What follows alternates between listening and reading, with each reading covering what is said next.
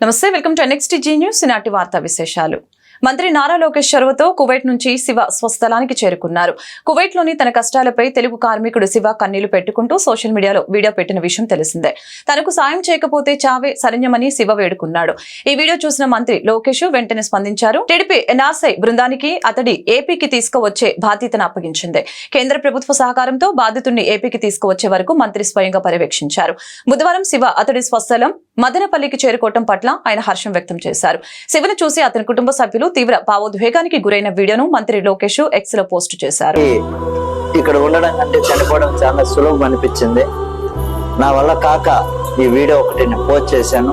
Post చేయడంతో మన నారా లోకేష్ బాబు గారు స్పందించి ఈ విధంగా గొప్పగా సాయం చేసి నన్ను ఇండియాకి తీసుకొచ్చారు. సార్,